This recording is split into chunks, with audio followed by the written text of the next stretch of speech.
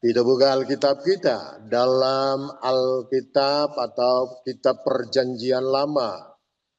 Kitab Perjanjian Lama yaitu Amsal pasal 3. Amsal pasal 3 ayat 5 dan 6. Percayalah kepada Tuhan dengan segenap hatimu, dan janganlah bersandar kepada pengertianmu sendiri. Dan akuilah dia dalam segala lakumu, maka ia akan meluruskan jalanmu. Demikianlah bacaan renungan firman Tuhan pagi hari ini. Berbahagialah kepada kita semua yang membaca dan melakukannya. Kita semua diberkati oleh Tuhan. Bapak, Ibu, saudara-saudari yang dikasihi oleh Tuhan Yesus Kristus, dari bacaan firman Allah di atas, saya memberikan judul atau tema renungan firman Allah pagi ini adalah solusi. Saudara-saudari yang dikasihi oleh Tuhan Yesus Kristus, secara etimologi, kata solusi berasal dari bahasa Latin, yaitu solitio, yang berarti pelarian, pembebasan, atau pemecahan. Nah, dalam kamus besar bahasa Indonesia, kata solusi diartikan sebagai jalan keluar atau pemecahan dari satu masalah atau kesulitan. Bapak, Ibu, saudara-saudari yang diberkati dan yang dikasihi oleh Tuhan Yesus Kristus, dalam konteks Amsal di atas, Amsal berkata bahwa percayalah kepada Tuhan dengan segenap hatimu, dan janganlah bersandar kepada pengertianmu sendiri. Akuilah dia dalam segala lakumu, maka ia akan meluruskan jalanmu, maka ia akan memberikan solusi bagi jalanmu. Bapak, Ibu, saudara yang dikasihi oleh Tuhan Yesus Kristus, pada dasarnya setiap manusia pasti menghadapi masalah. Tidak ada satu manusia pun di bawah planet bumi ini yang steril dari yang namanya masalah. Entah itu masalah ekonomi, entah itu masalah keluarga, entah itu masalah kesehatan, entah itu masalah pelayanan, entah itu masalah iman, dan lain-lain sebagainya. Bapak, Ibu, saudara-saudari yang dikasihi oleh Tuhan Yesus Kristus, dalam kesemuanya itu yang dialami oleh manusia, seringkali dunia menawarkan banyak cara, banyak strategi, dan bahkan jalan pintas, saudara. Tetapi tidak semuanya itu memberikan solusi yang sejati. Tidak semuanya itu memberikan solusi yang terbaik. Tidak semuanya itu memberikan jalan keluar yang baik. Saudara-saudara yang dikasihi oleh Tuhan, Pertanyaannya adalah bukan apakah kita punya masalah ini atau punya masalah itu, melainkan di mana kita mencari solusinya, di mana kita harus mencari jalan keluarnya. Itu penting. Itu sangat urgent bagi kita sebagai orang yang percaya kepada Tuhan Yesus Kristus. Bapak, Ibu, saudara-saudari yang dikasihi oleh Tuhan Yesus Kristus, dari keterangan pendahuluan firman Allah di atas, isi pesan firman-Nya kepada kita pagi ini adalah yang pertama. Manusia punya masalah, tetapi Tuhan punya solusinya. Manusia punya masalah, tetapi Tuhanlah yang punya jalan keluarnya. Haleluya, puji Tuhan.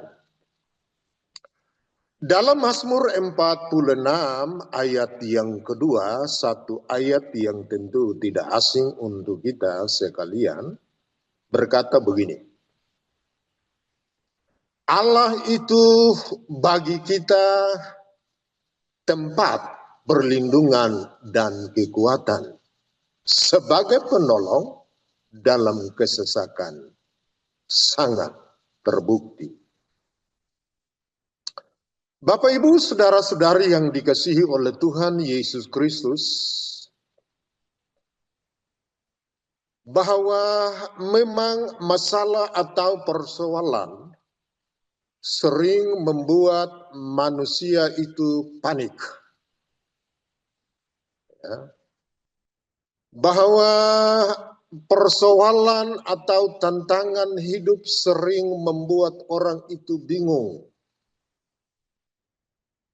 Namun Alkitab atau firman Allah menegaskan kepada kita pagi hari ini bahwa Tuhan Yesus Kristus yang kita percayai, Tuhan Yesus Kristus yang kita imani, Dia tidak pernah kehabisan solusi atau jalan keluar kepada saya dan saudara. Satu analogi atau ilustrasi dalam kehidupan kita sehari-hari, ketika HP kita itu rusak, tentu kita tidak membawanya kepada tukang sol sepatu. Tetapi kita akan membawanya ke service center. Mengapa? Karena pembuatnya itu tahu solusinya. Karena pembuatnya itu tahu jalan keluarnya. Nah, Bapak, Ibu, saudara-saudari yang dikasihi oleh Tuhan Yesus Kristus, demikianlah juga dengan hidup kita sebagai orang yang percaya kepada Tuhan. Sebagai anak Tuhan, Tuhan adalah pencipta kehidupan kita sekalian.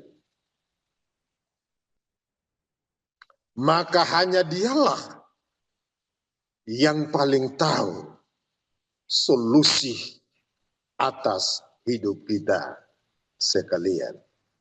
Puji Tuhan, haleluya. Itulah isi poin yang pertama dari keterangan firman Allah di atas, Amsal Sulaiman pasal 3 ayat 5 dan 6, sebagai tema adalah solusi, bahwa manusia punya masalah, tetapi Tuhan punya solusinya bagi saya dan saudara. Isi poin yang kedua, masalah bukan akhir, tetapi proses. Sekali lagi, isi poin yang kedua, masalah adalah bukan akhir, tetapi proses. Dalam Roma pasal 8, suratan Roma pasal 8 ayat 28 berkata begini. Kita tahu sekarang Allah turut bekerja dalam segala sesuatu untuk mendatangkan kebaikan bagi mereka yang mengasihi Dia, yaitu bagi mereka yang terpanggil sesuai dengan rencana Allah. Bapak, Ibu, saudara-saudari yang dikasihi oleh Tuhan Yesus Kristus, bahwa sadar atau tidak sadar, seringkali kita menganggap masalah itu sebagai hukuman. Manusia sering berkata, kenapa ya saya harus alami seperti ini? Kenapa harus begini ya? Kenapa harus begitu? Dan lain-lain sebagainya. Padahal saudara-saudara yang dikasihi Tuhan, kalau kita sadari secara iman, Tuhan memakai semuanya itu sebagai alat pembentukan bagi kita. Contoh dalam Alkitab yang tidak asing ya, bagi kita adalah Yusuf, ya kan? Dalam Kejadian 37 dan seterusnya sampai pasal 40 itu menceritakan tentang riwayat perjalanan iman daripada Yusuf. Dia dibenci oleh saudara-saudaranya. Dia dibuang ke dalam sumur. Satu penderitaan yang secara manusia tentu itu tidak masuk akal, saudara. Dia dijual. Ya, dia dijual. Dia di dalam rumah istri Potifar. Ya. Dia difitnah sedemikian rupa. Tetapi saudara yang dikasihi Tuhan, singkatnya kita tahu semua itu cerita. Itu adalah satu proses pembentukan bagi Yesus. Dan kita tahu sama-sama ending akhirnya adalah kemuliaan, kebesaran Allah terjadi dalam kehidupan Yesus. Dia menjadi orang yang terpandang, dia menjadi orang nomor 2 di Mesir. Nah, Bapak Ibu saudaraku yang dikasihi oleh Tuhan Yesus Kristus, saya memberikan satu analogi atau cerita ilustrasinya begini, saudara. Emas tidak akan murni tanpa api, bukan? Semakin panas api, maka semakin murni itu emas. Masalah persoalan yang manusia alami atau kita hadapi itu adalah api yang Tuhan izinkan untuk memurnikan iman kita di hadapan Tuhan. Masalah adalah api yang Tuhan izinkan untuk memurnikan karakter kita, membuat ketergantungan kita itu sepenuhnya kepada Tuhan Yesus Kristus. Haleluya, puji Tuhan. Bapak Ibu, saudara-saudari yang dikasihi oleh Tuhan Yesus Kristus, inilah isi poin yang kedua.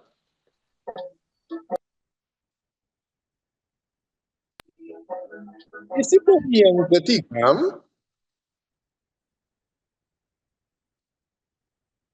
solusi Tuhan sering tidak sama dengan harapan manusia. Di poin ketiga sekali lagi, solusi Tuhan sering tidak sama dengan harapan manusia. Dalam Yesaya pasal 55 ayat 8 dan 9 berkata begini. Sebab rancanganku bukanlah rancanganmu dan jalanmu bukanlah jalanku. Demikianlah firman Tuhan. Seperti tingginya langit dari bumi, demikianlah tingginya jalanku dari jalanmu dan rancanganku dari rancanganmu. Bapak Ibu, saudara-saudari yang dikasihi oleh Tuhan Yesus Kristus, bahwa pada dasarnya Tuhan selalu memberikan yang terbaik kepada manusia atau kepada kita, bukan selalu yang tercepat, bukan selalu yang termudah, tetapi Tuhan selalu memberi yang terbaik untuk kita. Ilustrasinya seperti begini, saudara. Seorang anak meminta permen, tetapi orang tuanya memberinya makanan bergizi. Anak mungkin kecewa. Kenapa saya minta permen? Orang tua memberi makanan yang bergizi. Mungkin dia akan marah. Akan tetapi orang tua yang paling tahu apa yang dibutuhkan oleh si anak. Saudara-saudara yang dikasihi oleh Tuhan Yesus Kristus, demikian juga dengan Tuhan kita. Terkadang Dia tidak memberi apa yang kita minta. Tetapi Tuhan selalu memberi apa yang kita perlukan. Haleluya, puji Tuhan. Itulah Tuhan kita, saudara. Bapak Ibu, saudara-saudara yang dikasihi oleh Tuhan Yesus Kristus, itulah isi poin yang ketiga dari kebenaran firman Allah di atas. Amsal pasal 3 ayat 5 dan 6, temanya adalah solusi. Isi poin yang keempat, isi poin yang keempat, kunci solusinya adalah datang dan taat kepada Tuhan. Jadi isi poin yang keempat ini kunci solusinya adalah datang dan taat kepada Tuhan. Bapak Ibu, saudara-saudari yang dikasihi oleh Tuhan Yesus Kristus, tentu hal ini penting untuk kita pahami bersama, karena kita terpanggil, kita diselamatkan untuk taat dan datang kepada Dia. Yakobus pasal 1 ayat yang kelima berkata bahwa tetapi apabila di antara kamu ada yang kekurangan hikmat, ada yang kekurangan iman, ada yang kekurangan ekonomi dan lain-lain sebagainya, hendaklah ia datang dan memintanya kepada Allah, dan seterusnya, dan seterusnya.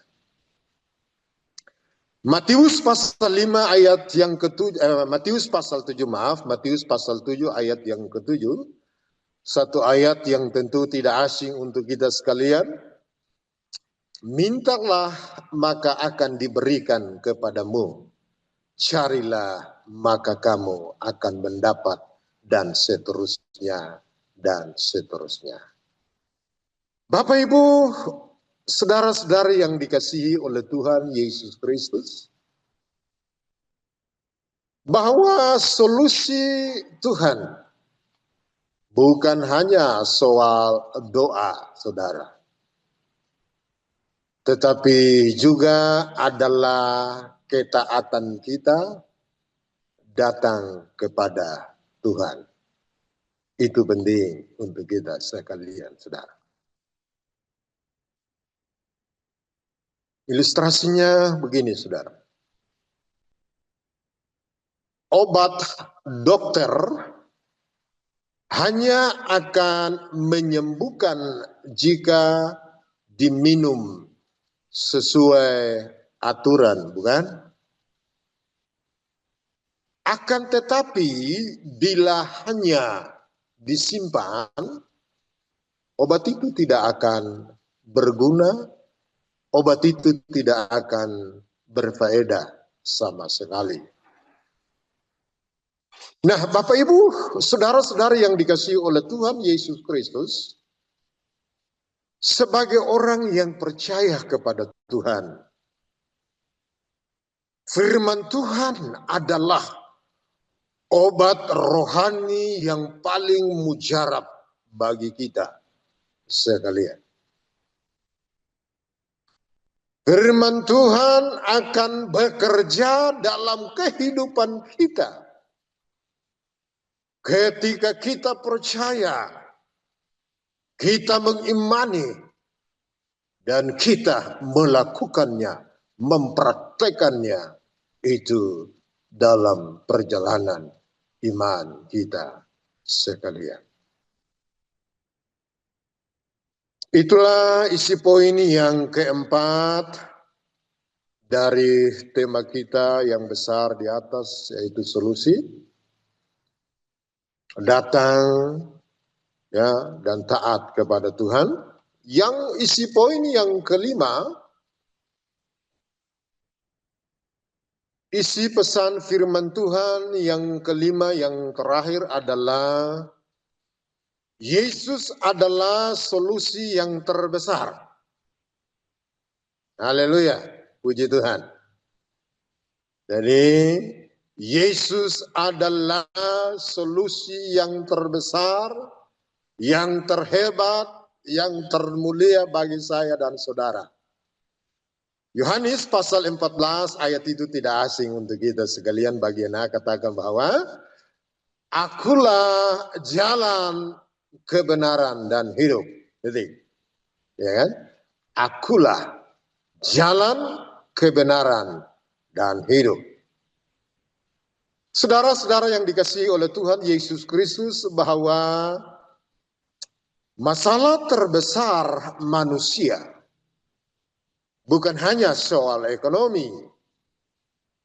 Masalah terbesar manusia bukan hanya soal kesehatan, tetapi dosa dan keterpisahan manusia dari Allah.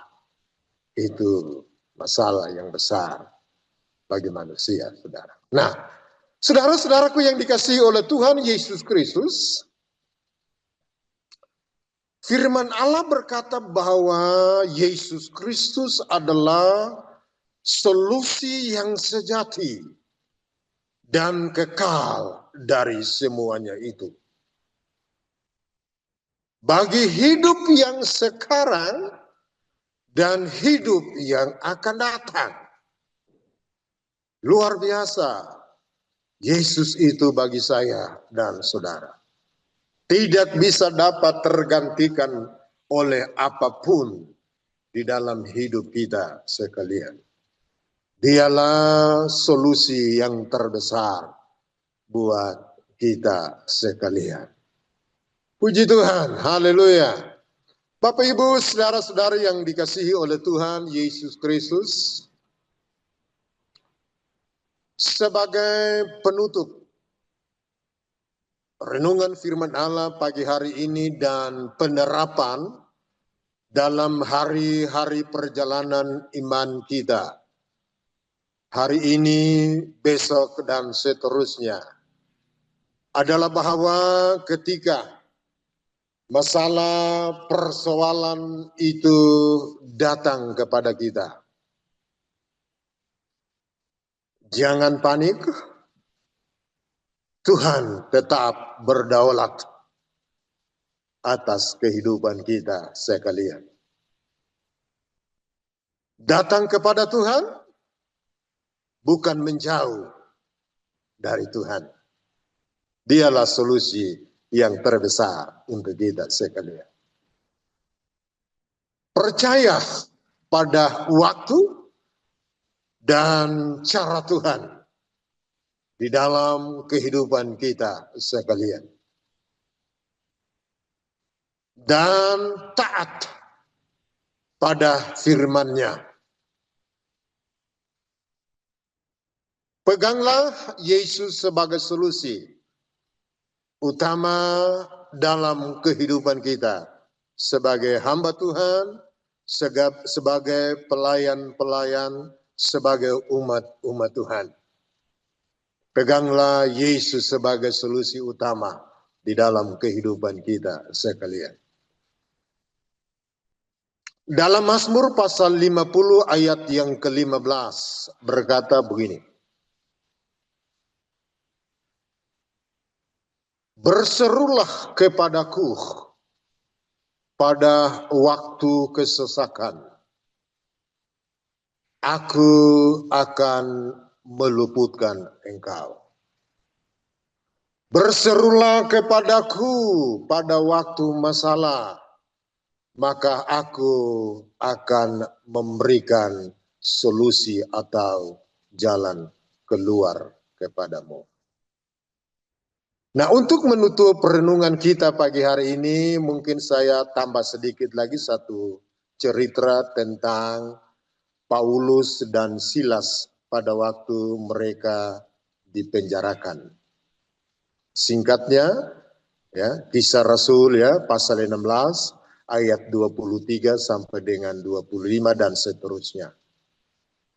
Nah, keterangan firman Allah di situ menceritakan kepada kita tentang bagaimana Paulus dan Silas dipenjarakan. Mereka diikat, mereka dibelenggu dengan sedemikian rupa dan dimasukkan dalam penjara. Secara matematik atau kalkulasi manusia, rasio manusia, tidak ada solusi bagi mereka. Tidak ada jalan keluar kepada mereka. Kita tahu itu semua cerita. Pertanyaannya, bagaimana solusinya bagi mereka untuk bisa bebas dari penderitaan, keterpenjaraan pada waktu itu. Firman Allah mengatakan kepada kita bahwa mereka tengah malam, mereka berseru kepada Tuhan. Karena mereka tahu bahwa solusi yang terbesar itu hanya ada pada Tuhan Yesus Kristus. Dalam tekanan, dalam penderitaan mereka, dalam kesengsaraan mereka berseru, mereka memuji, mereka menyembah Tuhan. Dan firman Allah menerangkan kepada kita bahwa singkatnya akhirnya mereka mendapatkan solusi dari Tuhan. Haleluya. Mereka selamat dari Tuhan. Mujizat terbesar mereka alami. Secara manusia itu tidak masuk akal, saudara. Iya kan? Secara manusia itu tidak masuk akal. Tapi saudara, kita pahami semua, kita mengerti. Sekali lagi bahwa Tuhan itu berdaulat atas hidup kita sekalian. Bagi Tuhan, bagi manusia, ya, mungkin itu tidak mungkin, tetapi bagi Allah selalu mungkin bagi saya dan saudara.